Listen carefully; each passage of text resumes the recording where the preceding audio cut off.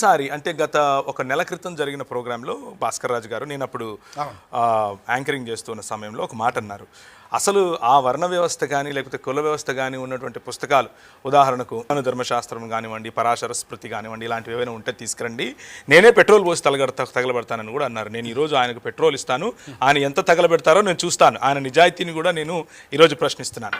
కులం లేదు అని అన్నారు. రామాయణంలో కులపతి అన్న పదం ఎలా వచ్చింది? కులం లేకపోతే.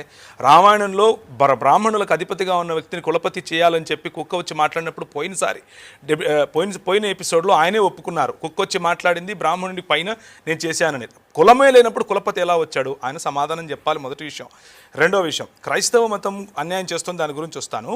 బ్రాహ్మణులు సులభ్ కాంప్లెక్స్లు నడుపుతున్నారు అని అన్నారు. సార్, నేను మీకు రక్షణ టీవీ పరిచర్యల సాక్షిగా అందరి ముందు చెప్తున్నాను, మనము నరేంద్ర మోదీ గవర్నమెంట్కు ఒక లేఖ రాద్దాం, బ్రాహ్మణులకు రిజర్వేషన్ కావాలి, వారు సులభ్ కాంప్లెక్స్లే నడుపుతారు ఇప్పటి నుంచి అని మేము రెడీ. మీరు ఒప్పుకుంటారా? మీరు ఒక స్టేట్మెంట్ ఇవ్వాలి. ఇప్పుడు బ్రాహ్మణులు సవర్ణులు సులభ్ కాంప్లెక్స్లే నడిపిస్తారు ఇప్పటి నుంచి. వారు చాలా పేదవాళ్ళు.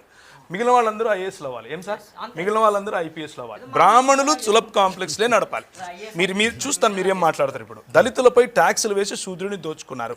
ఇది రాజీవ్ మల్హోత్రా లాంటి భయంకరమైన దేశాన్ని విచ్ఛిన్నం చేసేటటువంటి ప్రజలు ఇచ్చే స్టేట్మెంట్. అలాంటి దానికి ఎంబీబీఎస్ డాక్టర్గా మీరు వత్తాసు పలకటం ఏమాత్రం నాకు నచ్చలేదు. ఎందుకు అనంటే, దళితులపై ట్యాక్సులు వేశారు అని చెప్తున్నారు.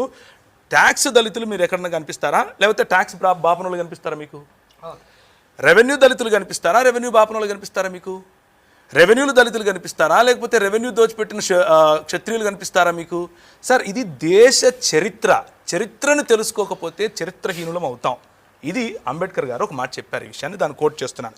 బ్రాహ్మణులు సులభ్ కాంప్లెక్స్లు నడుపుకుంటారు అనంటే ఎంత హాస్యాస్పదమో, దళితుల పైన ట్యాక్స్లు వేశారంటే కూడా అంతే హాస్యాస్పదం. ఎందుకంటే సార్, దళితులు ఈ దేశంలో ఈ బయట నుంచి వచ్చినటువంటి వలసవాదులు వచ్చినప్పుడు దళితులకు తిండి లేదు, దళితులకు పై వస్త్రం వేసుకునే హక్కు లేదు, దళితులు గోచి కట్టుకొని తిరగాలి, మూతికి ఒక ముంత పెట్టుకోవాలి, ముడ్డికి ఒక చీపురు కట్టుకొని తిరగాలి. అది మా బతుకు ఇక్కడ. ఎవరు అలా దోచింది? వాడొచ్చి దోచాడు, ఆ తెల్లోడు. బ్రిటిషోడు దోపిడి దొంగ మీకంటే ఎక్కువగా అరిచి నేను చెప్తాను. కానీ ఆ దొంగకు వత్తాసు పలికింది ఎవరు? బ్రాహ్మణవాదం కాదా? ఆ దొంగకు దోచిపెట్టింది ఎవరు? బ్రాహ్మణవాదం కాదా?